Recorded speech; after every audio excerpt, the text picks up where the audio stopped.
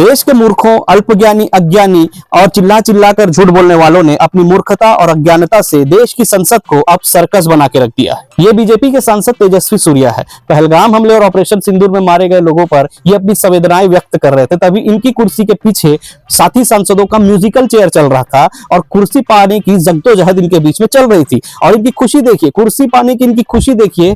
कहीं से लग रहा है कि ये अपनी संवेदनाएं व्यक्त कर रहे थे, कहीं से लग रहा है आपको ये दुखी है। इनसे मिलिए। अरे ये स्मृति ईरानी नहीं है, ये दिखती स्मृति ईरानी की तरह है, लेकिन बात और बुद्धि से पूरी कंगना रनौत है। और ये संसद में चिल्ला चिल्ला के बोल रही थी कि 2001 में जब संसद पर हमला हुआ था तब आपकी सरकार क्या कर रही थी, क्यों नहीं रोका हमले को। तभी उनके बाजू में बैठे साथी लोग उनके बात पर बेंच बजा ही रहे थे कि तभी उन्हें याद आया कि बहन 2001 में तो हमारी एनडीए और बीजेपी की ही सरकार थी, ये क्या बोल दिया तूने। लेकिन तब तक देर हो चुकी थी, बेइज्जती और अपमान से भरी हुई गाड़ी निकल चुकी थी। कैमरा ईश्वर कर दो तुम।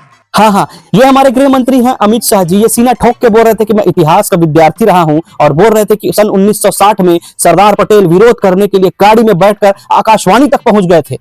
लेकिन मोटा भाई, सरदार पटेल की मृत्यु तो 1950 में हो चुकी थी, फिर वो 1960 में क्या टार्जन द वंडर कार में गए थे।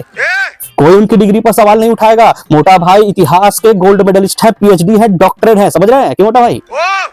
अब बताइए, गृह मंत्री जी इतनी बड़ी बड़ी हाँक रहे थे और उनके बाजू में बैठे नितिन गडकरी जी ऊँग रहे थे। और मुझे लगता था कि मोदी जी के जुमले भरे भाषण से मैं ही पक चुका हूं, पूरा देश पक चुका है, लेकिन नहीं, उन्हीं के पार्टी के सांसद और मंत्री भी पक चुके हैं। देखिए, अरे यार क्या पका रहा, जुमला ही थोड़ा सो जाते हैं। संसद में एक अलग सर्कस चल रहा था और वहीं ट्विटर पर भी एक अलग सर्कस चल रहा था, जहां भाजपा के लोग राहुल गांधी की इस फोटो को डालकर पूछ रहे थे क्या डांस बार में बैठे हो क्या, तो वहीं कांग्रेस वाले इनकी फोटो डालकर पूछने लगे क्या अडानी की ऑफिस में बैठे हो क्या।